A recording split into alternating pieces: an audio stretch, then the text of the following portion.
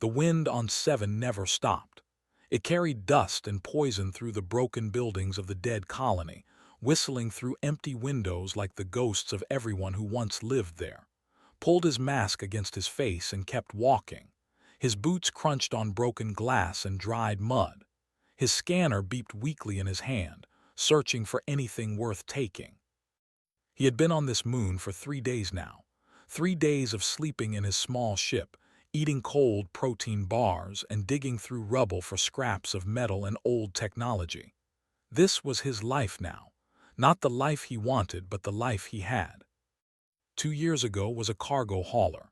He had a decent ship, regular contracts, and enough money to eat hot meals. Then came the bad luck. A business partner who stole from him. A loan he could not pay back. Officials who took his license because of debts he did not create. Now he was a scavenger, picking through the bones of dead worlds like a hungry animal. He was 34 years old and felt like 60. The scanner beeped again, looked at the screen and frowned. There was a signal coming from beneath the ground about 50 meters ahead. It was weak but steady. A biosignature, something alive. Probably just an animal, he thought. Some creature that survived in the toxic waste, not worth his time. But the signal was strange, too strong for a small animal, too steady for something dying. Walked toward it anyway. He had learned long ago that curiosity was dangerous, but he could never kill it in himself. That was another reason his life had gone wrong. He always had to know. The signal led him to a collapsed building. Most of the structure had fallen inward, creating a mountain of broken concrete and twisted metal. But the biosignature was coming from below, deep below. Checked his equipment. He had a small excavation drill, meant for cutting through rock to reach buried salvage. It would take hours to dig down this far. Hours he should spend looking for things he could actually sell. He started digging anyway. The work was hard and slow. Sweat ran down his face inside the mask. His arms burned. The drill whined and screamed as it cut through concrete. Dust filled the air so thick he could barely see. After 4 hours, the drill broke through into empty space. Widened the hole and shined his light down. There was a chamber below. Small, maybe 2 meters across, and inside the chamber was something that made his blood turn cold. A pod, a life support pod, old and crude, covered in strange markings. And inside the pod, visible through a dirty window, was a face. A young face, a girl's face, blue-skinned with closed eyes and cracked lips. Dropped into the chamber without thinking.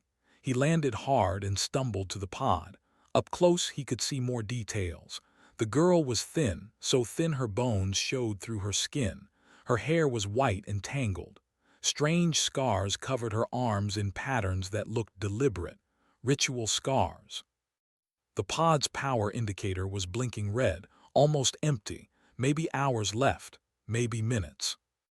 He found the release mechanism and pulled. The pod hissed open. Cold air rushed out, carrying a smell of sickness and fear. The girl inside did not move. For a terrible moment thought she was dead.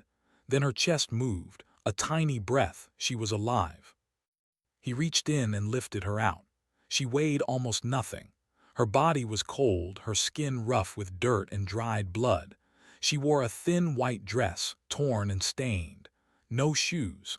No protection from the cold of the pod or the poison of this world. Someone had put her in this pod. Someone had buried her under meters of rubble. Someone had left her here to die slowly in the dark.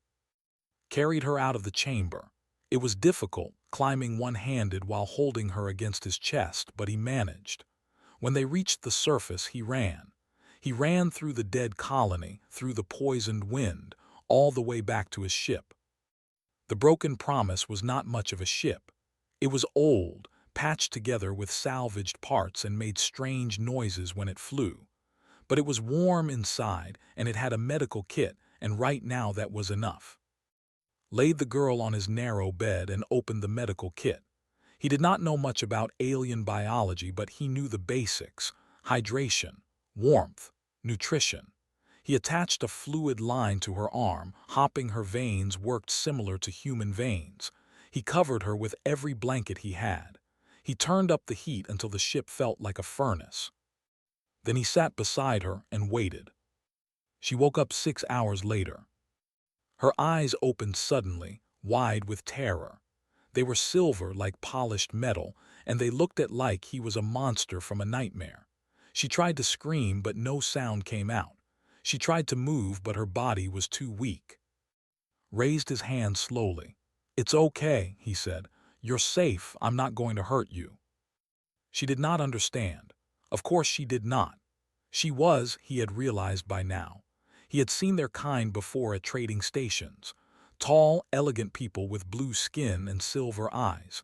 They were known for being proud and cold, for their ancient bloodlines and strict traditions. This girl was young, maybe 16 in human years, and she was terrified. Spoke slowly, using simple words and calm tones. It did not matter if she understood the words. What mattered was the feeling. He kept his body relaxed, his movements gentle. He gave her water in small sips. He showed her food but did not force her to eat. Slowly, very slowly, the terror in her eyes changed to confusion. "You are safe," said again. He pointed to himself. He pointed to her. "You." She stared at him for a long moment. Then, in a voice like dry leaves, she whispered, "Riel." Riel, it was a pretty name. Riel repeated. "Good, hello, Riel, you are on my ship. I found you in that place, the buried place. Do you understand?" Something changed in her face. The confusion turned to something else, something dark and painful. Her silver eyes filled with tears that did not fall. "Who put you there?" Riel asked. "Who buried you?" She did not answer for a long time. She just looked at him with those terrible, broken eyes. Then she spoke one word, barely a whisper, before exhaustion pulled her back into sleep. "Brothers." Sat very still. The ship hummed around him. The heat made the air thick and heavy, and that one word echoed in his mind like a gunshot. Brothers. Her own brothers had done this. Her own family had sealed her in a box and buried her under tons of rubble on an abandoned moon. They had left her to die in darkness, alone, with no hope of rescue. What kind of people did that to a child? Looked at the sleeping girl, so small, so thin, so alone. He thought about his own situation. He had no money. He had no prospects. He could barely feed himself. Taking on another mouth to feed, especially an alien girl with enemies, was the worst decision he could make. He should drop her at the nearest station. Let the authorities deal with her, wash his hands and walk away. But as he watched her sleep, watched her face twitch with nightmares, watched her hands clutch the blanket like it was the first warmth she had felt in years, knew he could not do that. He did not know why. He was not a good man. He was not a hero. He was just a tired scavenger with nothing left to lose. Maybe that was exactly why. "Okay, Riel," he said quietly. "I don't know what I'm doing, but I'm not going to let them finish what they started." The ship flew on through the dark between stars, carrying a broken man and a buried girl toward an uncertain future. The days passed slowly on the broken promise, fell into a routine. He would wake up, check on Riel, prepare simple food, and sit with her while she ate. She ate very little at first. Her stomach had shrunk from starvation, and too much food made her sick. But slowly, day by day, she began to eat more. Color returned to her blue skin. Strength returned to her thin limbs. She did not talk much. Most of the time she sat in the corner of the bed, knees pulled to her chest, watching with those silver eyes, watching and waiting, like she expected him to hurt her at any moment. Did not push her. He had no experience with children, and even less experience with traumatized alien girls. So he just went about his business, talking to himself as he worked on ship repairs, explaining what he was doing even though she probably did not understand half of it. "This is the power coupling," he would say, holding up a piece of machinery. "It connects the engine to the main systems. Very old, keeps breaking. I fix it, it breaks again. Story of my life. Riel would watch him. Sometimes her head would tilt slightly, like a curious bird. She never responded, but she never looked away either. On the fourth day she spoke. Why, she asked. Looked up from his work. Why what? Why did you dig? Her voice was still weak, but clearer than before. She had been learning his language faster than he expected. They were known for their mental abilities. Perhaps language came easy to them. Thought about the question. I found a signal, a life signal under the ground. But why did you dig? Riel repeated. You did not know me. I could have been anyone, anything. Why did you spend hours digging for a stranger? It was a good question, did not have a good answer. I don't know, he admitted. I couldn't walk away, not when someone might be alive down there. Riel stared at him like he was speaking a foreign language, which in a way he was. Not foreign words, but foreign ideas. Among my people, she said slowly, no one does anything without reason, without benefit. Everything is exchange. You give, you receive, balance. Humans are like that too sometimes, said, but not always. Sometimes we do things just because they feel right, because we would want someone to do the same for us. Even if they could not repay you. Even then. Riel was quiet for a long time. Then she said, I cannot repay you. I have nothing. I am nothing. My family declared me dead. My name is erased from our records. I do not exist anymore. The words were spoken without emotion, like she was reading from a list, but could see the pain beneath them, the deep, terrible wound that her family had carved into her soul. You exist, he said firmly. You're sitting right there, you're breathing, you're talking to me. That means you exist. Not to them. Then forget them. Put down his tools and faced her directly. Listen to me, Riel. I don't know anything about customs or bloodlines or whatever else made them decide to bury you alive. But I know this, anyone who does that to a child is wrong. Not because of some law or tradition, just wrong. Deep down in the way that matters. Riel's silver eyes were wide. But they are my family, my blood. Blood doesn't give people the right to hurt you. Nothing gives anyone that right. She had no answer to that. She just sat there, processing his words like they were a puzzle she could not solve. Turned back to his work, giving her space to think. That night while slept in his pilot chair, Riel spoke again. Her voice came soft through the darkness of the ship. I was born during an eclipse, when both suns were hidden. Among my people this is the worst omen. They call it shadow touch. They say children born in shadow carry darkness with them, bad luck, cursed fate. Opened his eyes but did not move. He let her speak. My mother protected me. She was powerful in our house and she said the old beliefs were foolish. She kept me safe for 16 years, but when she died, Riel's voice cracked. When she died, there was no one left. My eldest brother said I had to be removed, for the honor of the bloodline, for the purity of the name. They could have just sent you away, said quietly. Exiled you, why bury you alive? Because exile would mean admitting I existed, admitting that a shadow-touched child was born to the great bloodline. The burial was secret, silent. I was never supposed to be found. I was supposed to disappear like I was never born. Felt anger burning in his chest, cold, hard anger that he had not felt in years. How many siblings do you have? 6 is the eldest, then my sister, then 4 more brothers. The youngest is, she paused, was the one who carried me to the pod. He smiled while he did it. He said I should thank him for making it painless. Painless? The word tasted like poison in his mouth. The pod was supposed to keep me alive for 2 days, enough time for them to leave the system. Then it would stop and I would sleep and never wake up. They thought it was mercy. It wasn't mercy, it was murder. Yes, Riel's voice was barely a whisper now. But I was not supposed to survive. The pod malfunctioned.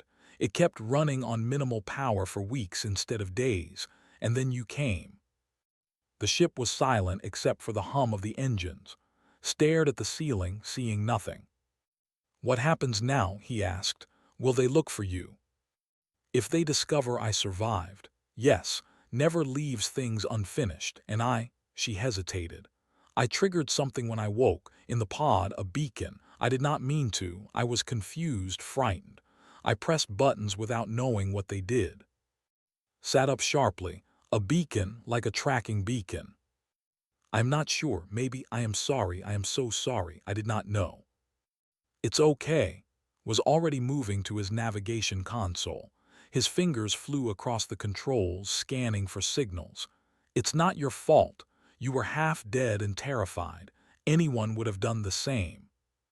The scan finished. The results made his stomach drop. There it was, a faint signal broadcasting from somewhere on his ship.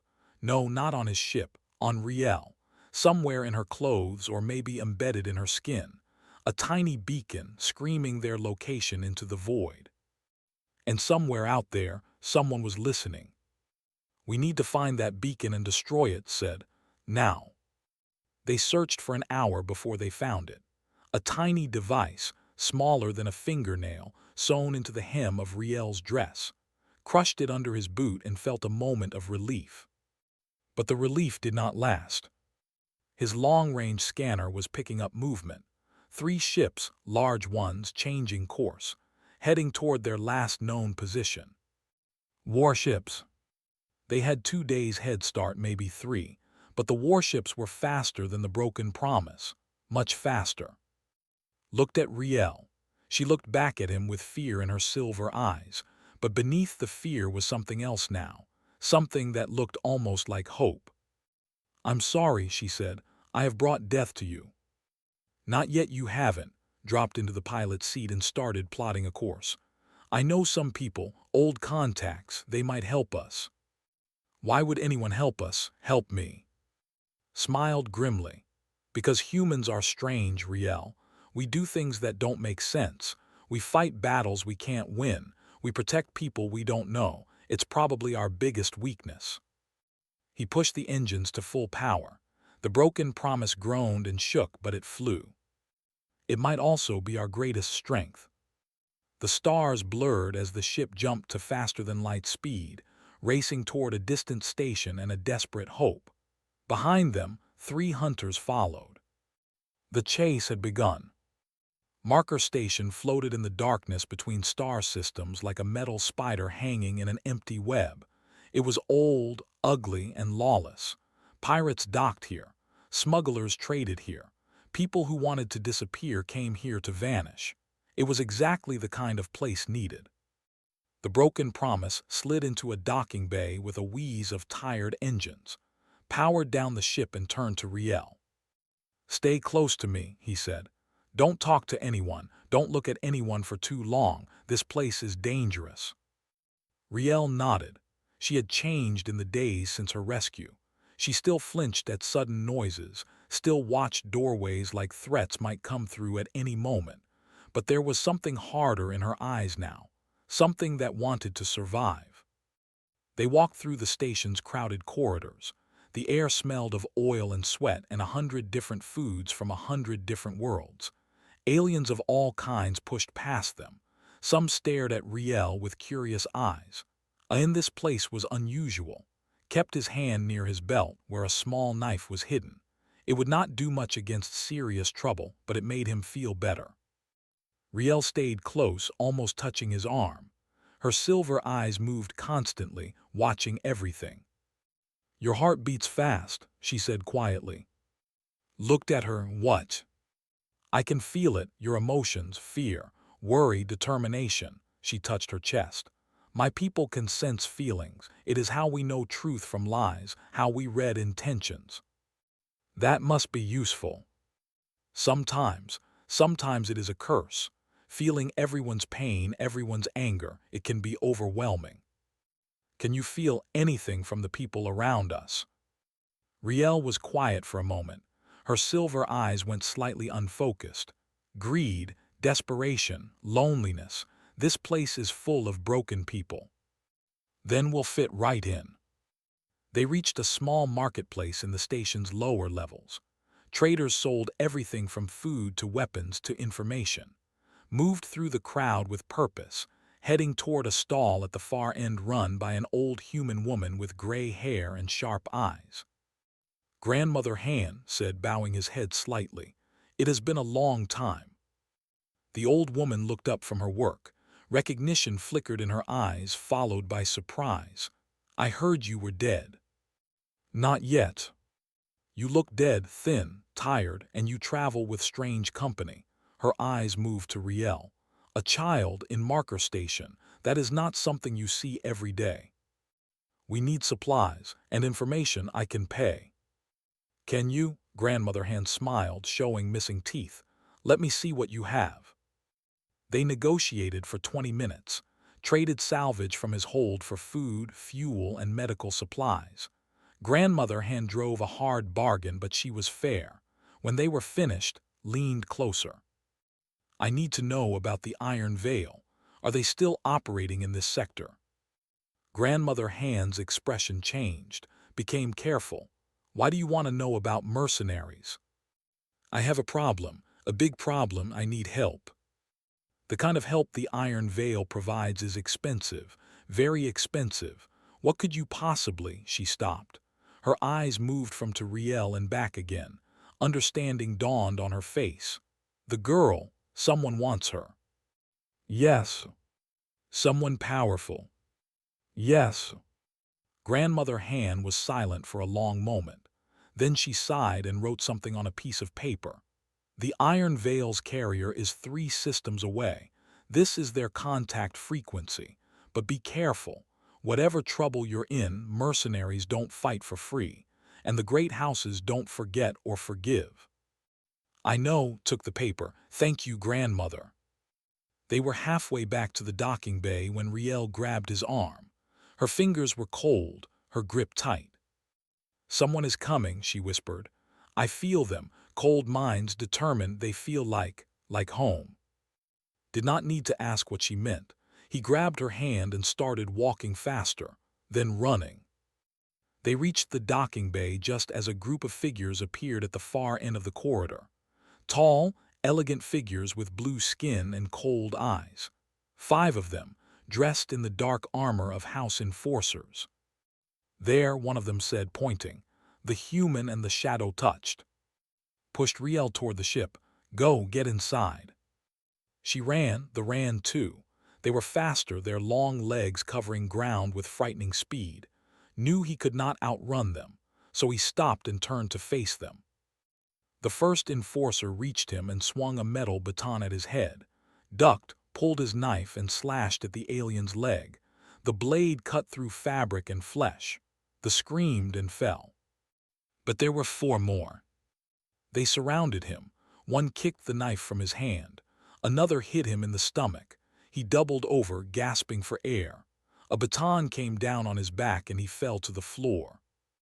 Through blurring vision, he saw Riel standing at the ship's entrance. She could close the door. She could escape. "Go," he shouted. She did not go. Instead, she walked forward. Her silver eyes were glowing now, bright with a strange light. The enforcers turned to look at her. "Enough," she said. Her voice was different, older, stronger. "I will not let you hurt him." "You have no power here," Shadow touched. One of the enforcers said. "You are nothing, less than nothing." "Then why are you so afraid of me?"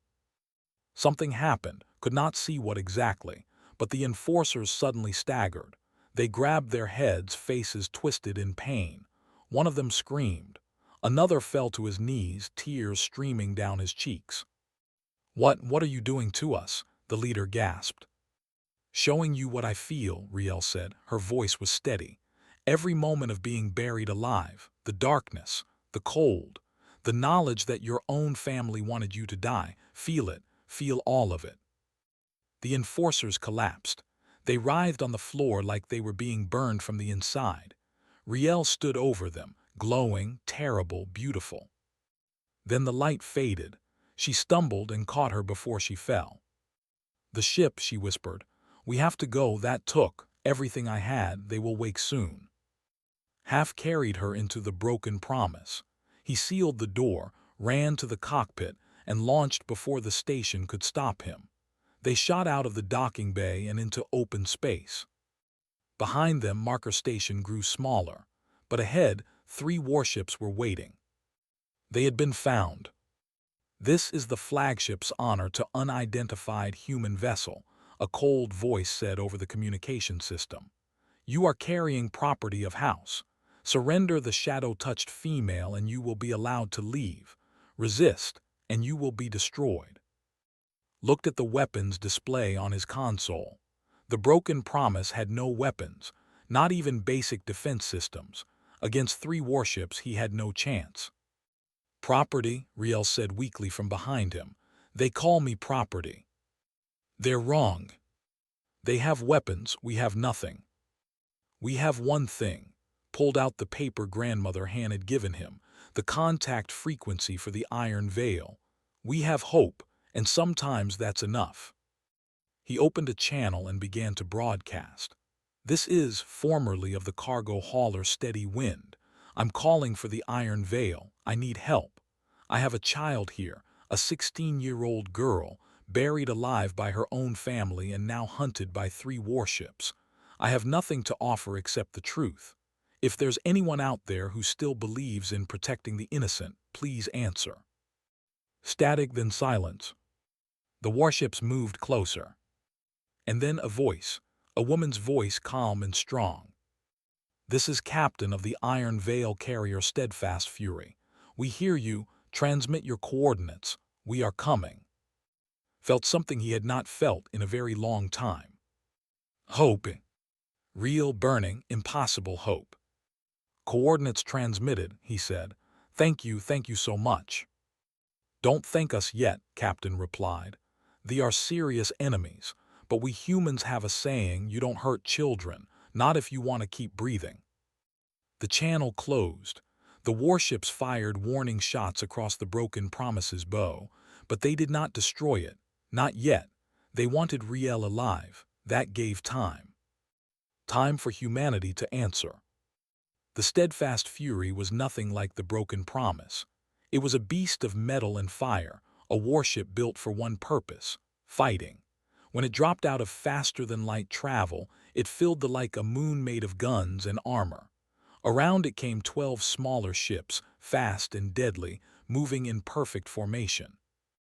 The warship stopped advancing. Let out a breath he did not know he was holding. Beside him, Riel stared at the human fleet with wide silver eyes. "So many," she whispered. "They brought so many for us." "No," a voice said over the communication channel. It was Captain. "We brought so many for them. Prepare to dock with the Steadfast Fury, mister. We have much to discuss." The docking process felt like a dream. Guided his broken little ship into the carrier's massive bay, surrounded by sleek fighters and armored shuttles. When the ramp opened, a squad of soldiers in black armor was waiting. They were human, all of them. Men and women with hard faces and harder eyes. A woman walked through their ranks. She was older, maybe 50, with gray streaking her short black hair and scars crossing her face like a map of battles fought and won. But her eyes were warm when she looked at, and warmer still when she looked at Riel. "Captain," she said, extending her hand. "I remember you. You used to haul cargo for us. Good rates, honest weights. I always wondered what happened to you." "Bad luck happened," shook her hand. Her grip was strong. "Thank you for coming. I know I have nothing to offer." "You offered something very rare." Captain turned to look at Riel. "You offered the truth, and the truth you told us made every person on this ship volunteer without being asked." "Volunteer? Nobody ordered this mission, mister. When we heard your message, the crew voted, every single one of them." Captain knelt down so she was at Riel's eye level. "Hello, young one. You are safe now. No one will hurt you here." Riel looked at her with confusion. "But why? Why would you risk your lives for a stranger, for an alien?" Captain smiled. It was a sad smile, one that had seen too much of the universe. "Because we are human, and there are some things humans cannot accept. Harming children is one of them, burying them alive." Her smile faded. That makes it personal. She stood and addressed her crew. Take our guests to the medical bay. Make sure they have food, water, anything they need. Then meet in the war room. We have planning to do. The next hours were a blur. Doctors examined Riel and treating their injuries, forcing them to eat and rest. Wanted to refuse, wanted to be part of the planning, but his body had other ideas. He fell asleep in a real bed for the first time in months and did not wake for 10 hours. When he woke, Riel was sitting beside him. They are preparing to fight, she said. The whole ship is moving, preparing. I can feel their emotions, determination, anger, something else I do not have a word for. Righteousness maybe, said, sitting up. The feeling that what you're doing is right, that it matters. Yes, that is it. Riel was quiet for a moment. They feel it for me, all of them. They want to protect me, not because of duty or blood or tradition, just because they think it is right. That's humans for you. I do not understand it. She looked at him with those silver eyes, searching for answers. My own blood wanted me dead. These strangers want me alive. Everything I was taught is wrong. Reached out and took her hand. It was thin and cold, but it was alive. Maybe what you were taught was wrong. Maybe the universe is bigger and stranger and better than the great houses want to believe. Maybe family isn't about blood at all. Maybe it's about choice. A knock came at the door. A soldier entered. Mister, the captain requests your presence in the war room, and yours as well, Miss Riel, if you feel strong enough. They walked through the corridors of the Steadfast Fury, past soldiers preparing weapons and engineers checking systems. Everyone they passed nodded at them. Some smiled. A few even bowed to Riel, a gesture of respect that made her freeze with shock. The war room was full of people. Officers, squad leaders, specialists of all kinds. At the center stood Captain, pointing at a holographic display of the 3 warships. This honor is the flagship, she said. That's where the siblings are, and they're the ones who ordered Riel buried. They're the ones who have to answer for it. Our ships match theirs in number, an officer said. But their technology is better, we'll take losses. I know, Captain's voice was hard, but we're not here to win a fair fight. We're here to make them understand something, to teach them a lesson they'll never forget. What lesson? Riel asked. Everyone turned to look at her. She stood, refusing to shrink under their attention. Captain walked over to her. The lesson that there are consequences, that you can't bury a child and expect the universe to look away, that somewhere, somehow, someone will answer. She looked around at her crew. We're that answer, every single one of us. A cheer went up from the assembled soldiers. Not loud, not wild, but deep and certain. The sound of people who had found something worth fighting for. Felt something strange in his chest. Pride. He had lived for years feeling worthless, useless, a failure at everything he touched. But standing here, among these warriors who had come to fight for a girl they had never met, he felt like maybe his life had meant something after all. Maybe saving Riel was the one thing he had gotten right. Mr. Captain said, you started this. Do you want to finish it? What do you mean? I mean, do you want to be there when we board the flagship, when we face the people who did this? Thought about it, he was no soldier. He had no training, no skills, no experience in combat. He would probably be more of a liability than a help. But this was his fight. He had made it his fight the moment he started digging. Yes, he said, I want to be there. Riel is my responsibility now. I need to see this through. Captain nodded. I thought you'd say that. Lieutenant Park assigned Mister to your boarding squad. Keep him alive if you can. A young soldier stepped forward. Yes, Captain. The planning continued for another hour. Attack formations, boarding strategies, contingency plans. Understood about half of it. But the part he understood was simple enough. They would engage the fleet, create an opening, and board the flagship. Once inside, they would find the siblings and force them to surrender. Or kill them. That option was on the table too. When the planning was done, Riel pulled aside. "You don't have to do this," she said. "You've done enough, more than enough. You can stay on the ship where it's safe." "There's no safe place anymore," said. "And besides, I made you a promise. I said I wouldn't let them finish what they started. I meant it. You could die. Probably, but I spent years dying slowly, piece by piece. At least this way, if I die, it'll be for something that matters." Riel looked at him for a long moment. Then she did something she had never done before. She hugged him. It was awkward and stiff, like she had never hugged anyone in her life. Maybe she hadn't. "Thank you," she whispered, "for everything." Hugged her back. "Thank me when we survive." Captain's voice came over the ship's speakers. "All hands to battle stations. The fleet is advancing. We engage in 30 minutes. The war room emptied as soldiers ran to their positions, took a deep breath, and followed Lieutenant Park toward the boarding shuttles. Behind him, Riel watched him go. Her silver eyes glowed with a fierce light. For the first time in her life, she had something to fight for. Something to believe in. Family. The battle began with fire and thunder. Human ships dove at the fleet like wolves attacking a herd. They were smaller, older, and less advanced, but they were also fearless, reckless, and absolutely determined. They flew patterns that no sane military academy would teach. They took risks that bordered on suicide. They refused to die quietly. The commanders had expected an easy victory. Instead, they found chaos. Watched from the boarding shuttle as explosions lit up the darkness of space.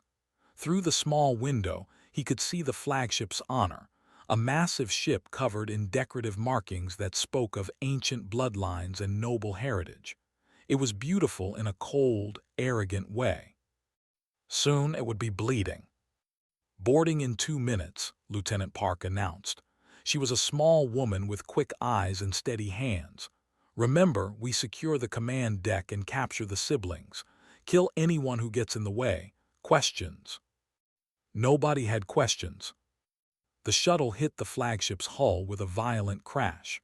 Cutting lasers burned through metal. Air rushed out, then stopped as emergency seals activated. The entry team poured through the hole into the heart of the enemy ship. What followed was brutal. There were proud warriors with centuries of tradition behind them, but the humans were something else. They fought like they had nothing to lose. They charged into rooms without hesitation. They took wounds that should have stopped them and kept fighting. Stayed close to Lieutenant Park, holding a weapon he barely knew how to use. His job was simple. Don't die, don't get in the way, be there when they found the siblings. He did his best to follow those instructions. The ship was a maze of elegant corridors and decorated rooms. They fought through servants, soldiers, and guards. Bodies fell. Blood stained the beautiful floors.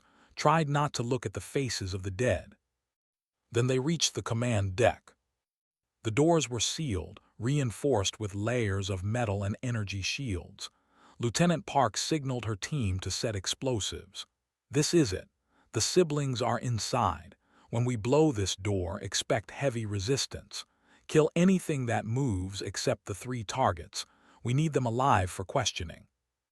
"Correction," a voice said. It was Captain coming through the communication channel. "One of you needs to stay alive. The other 2 are optional." Lieutenant Park smiled grimly. "Understood, Captain." The explosives detonated. The doors flew inward. The team charged. The command deck was huge, filled with screens and controls and a dozen soldiers waiting with weapons raised. Gunfire erupted from both sides. Humans fell. The room became a storm of violence and death. Ducked behind a console, heart pounding. Through the chaos, he saw them. The 3 siblings standing at the far end of the room. Was tall and cold, watching the battle with emotionless eyes. He wore ornate robes that marked him as the head of his house. Beside him stood the sister, her face pale with fear. And next to her was the youngest brother, grinning with excitement as he fired into the attacking humans. "Zaw first. The scavenger," he shouted, "the one who stole our property." He raised his weapon and fired, threw himself sideways. The shot missed him by centimeters, burning a hole in the console he had been hiding behind. He rolled, came up running, and crashed into with all his weight. They fell together, struggling. Was stronger, faster, trained for combat, but was desperate.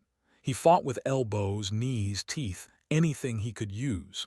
They rolled across the floor, each trying to kill the other. Then's hand found his throat. Gasped for air. Stars exploded in his vision. His face was above him, twisted with hate and pleasure. "You should have stayed away," Human hissed. "You should have minded your own business. Now you'll die for nothing. The shadow-touched bitch will follow you soon enough." His hand found something on the floor, a fallen weapon. He didn't think. He just grabbed it and pulled the trigger. The shot took through the chest. The eyes went wide with shock. His grip on his throat loosened. He fell backward and did not move again. Lay on the floor, gasping for air, staring at the dead alien beside him. He had killed someone. He had taken a life. It should have felt wrong, terrible, unforgivable. It didn't. The battle was ending. Most of the soldiers were dead or surrendering. Lieutenant Park had on his knees, weapon pressed to his head, was crying in the corner, hands raised in surrender. Got to his feet slowly. His throat burned. His whole body hurt, but he walked toward anyway. The eldest brother looked up at him with cold contempt. "You have made a terrible mistake, Human. My house will hunt you to the ends of the galaxy. You will never know peace again." "Maybe," said, his voice was rough, damaged. "But your sister will, Riel will, that's enough for me." "She is not my sister, she is a curse, a stain, she." "She is a child," leaned down, getting close to his face. "A 16-year-old girl who you buried alive because she was born on the wrong day. Whatever happens to me, whatever your house does, the galaxy will know what you did. They will know what kind of people the great bloodline really are." For the first time, something like fear flickered in his eyes. Not fear of death, fear of shame, fear of exposure, fear of the truth. It was enough. The battle ended. The fleet surrendered after their flagship was captured. Captain transmitted a full report of what the siblings had done to every news outlet, every government, every authority that would listen. The story spread like fire. A noble house that buried a child alive, a human scavenger who saved her, a mercenary company that fought to protect her. The reaction was immediate and universal: disgust, outrage, condemnation. Even among the known for their harsh traditions, the burial of a child crossed lines that could not be uncrossed. House's reputation was destroyed in days, and were handed over to a neutral authority for trial. The charges were attempted murder of a minor, conspiracy, and a dozen other crimes that did not bother to understand. They would spend the rest of their lives in prison, stripped of their titles and their honor. Riel was granted asylum under human protection. Her existence was legally recognized, her name restored. She was no longer shadow-touched, no longer cursed, no longer nothing. She was a survivor, a person, a soul worth fighting for. 6 months later stood on the deck of a new ship. It was small but fast, clean and well-maintained. A gift from the Iron Veil, payment for services rendered. He had named it the Second Chance. Riel stood beside him at the controls. She had grown in the months since her rescue, still thin, still quiet, but stronger now, more confident. She had learned to pilot, to navigate, to survive. She was his co-pilot, his partner, his crew of one. "Where do we go now?" she asked, looking out at the stars. "Anywhere," said. "Everywhere. The galaxy is big, plenty of places to see, things to do, salvage to find." "Together. Together." She was silent for a moment. Then she asked the question she had been holding for months. "Do you regret it? Everything you lost, everything you risked. You almost died, several times, all for someone you didn't know, someone who brought you nothing but trouble." Thought about the question. He thought about the years of failure and loneliness and despair. He thought about digging through rubble on a dead moon, about fighting through the corridors of an enemy ship, about killing a man who smiled while he buried children. Then he looked at Riel, at this strange, luminescent girl who the universe had thrown away like garbage, who had been discarded by her own blood, forgotten, erased, who now stood beside him, alive and hopeful, ready to face whatever came next. "I was already lost," he said. "I had nothing, no purpose, no future, no reason to keep going. I was just existing, waiting to die." He reached out and put a hand on her shoulder. "You're the one who gave me something worth finding, Riel. You're the one who saved me." Her silver eyes filled with tears that finally, for the first time, were allowed to fall. She hugged him, and this time it was not awkward. This time it was real. "Family," she whispered. "Family," he agreed. The second chance flew on through the endless dark, carrying a found family toward an unknown future. Behind them, the ghosts of the past faded into nothing. Ahead, the stars waited, full of danger and wonder and possibility. They had each other. It was enough. It was everything.